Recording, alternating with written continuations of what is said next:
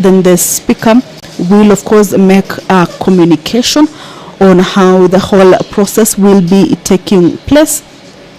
This one will be on the recital of the mandate of the Senate. This will be done by the Speaker, Honorable Amason Jaffa Kingi. The rules that will be set of the procedure and the hearing program will be laid out by the Speaker once the House settles.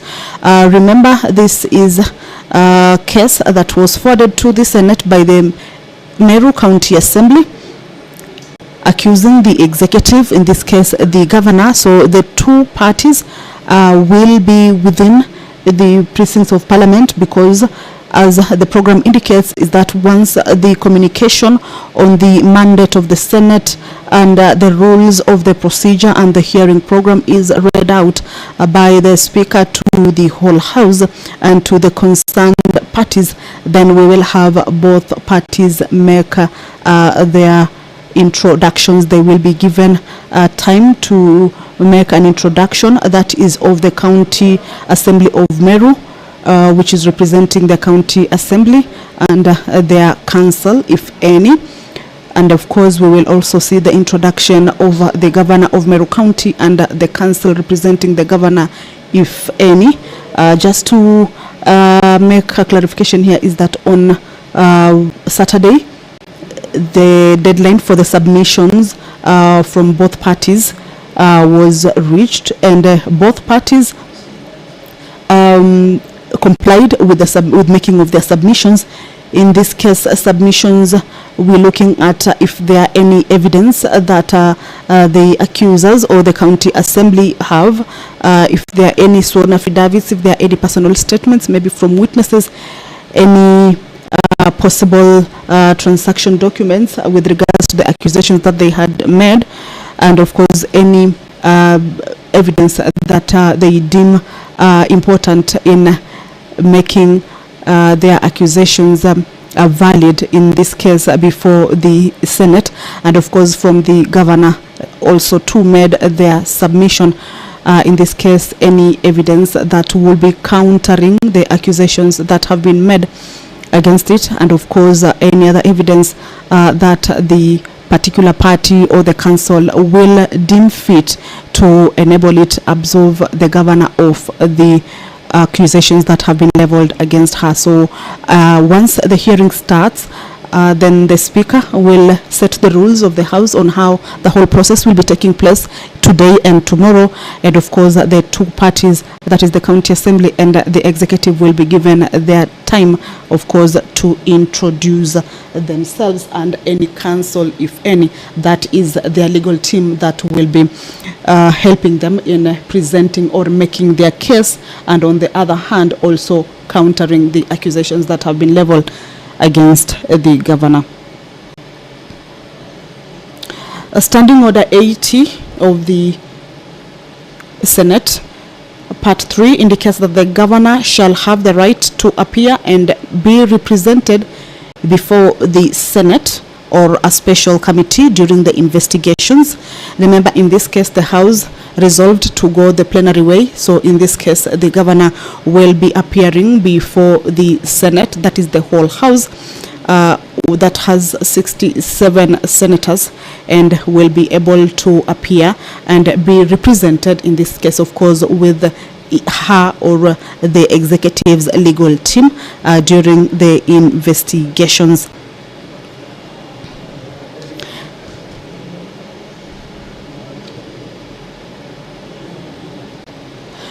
So the House is currently on a brief break. Remember, earlier on, the House sat in a closed door session. Of course, remember, once the submissions were made on Saturday, the members also had the opportunity to interact with some of the submissions. And of course, this morning in the closed door session, they also further had an engagement with the submissions to familiarize themselves on what exactly the case entails, the accusations, and any evidence that has been presented. Of course, this is to give them that particular opportunity to be able to have a clear understanding of what will be discussed as the hearing begins.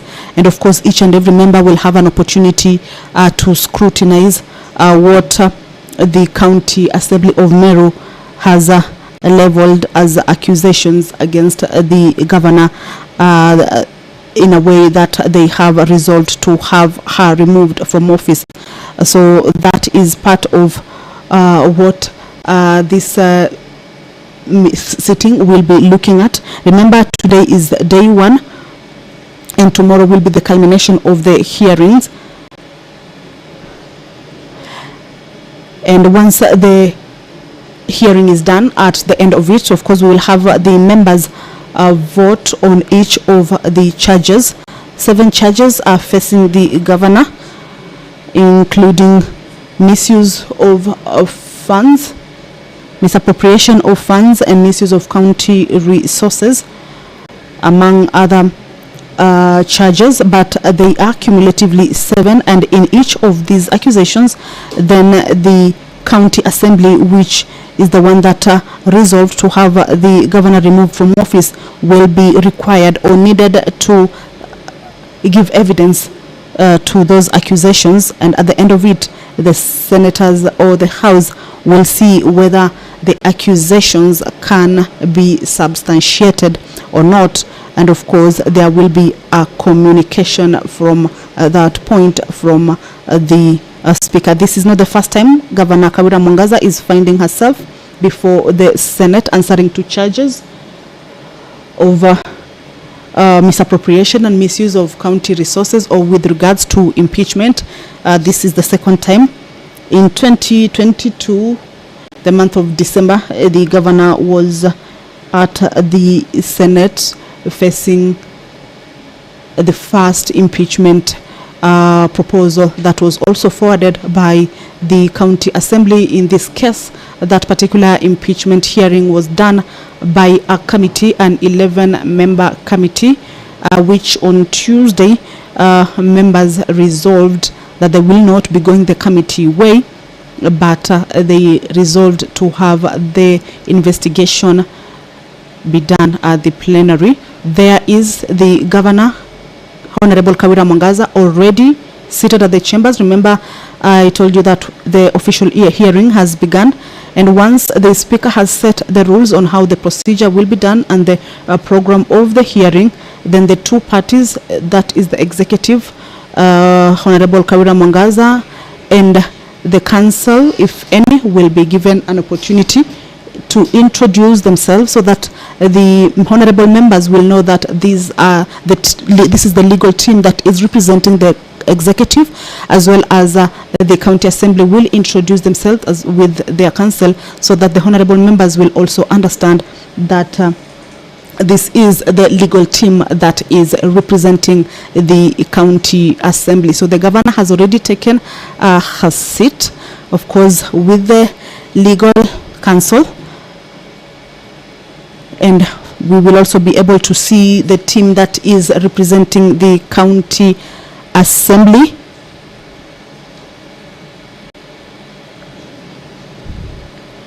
The legal team that will be representing the governor.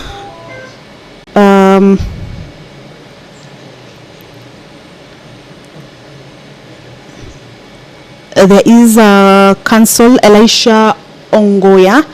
I think we have seen him seated just near the governor. There is also Elias Mutuma. He's also one of those that we have just seen seated next to the governor. It's a list of 9 councils that have been forwarded to the Senate that will be representing the governor as the legal team. That is Elisha Ongoya and Elias Mutuma seated right next to the governor. I believe there is another group on this other side that is seated. Once we have their pictures, then we'll be able to identify them. The County Assembly also has its representative in the legal team. if I could go through the whole list of the council that is representing the governor, is that there is also Duncan M. Okubasu,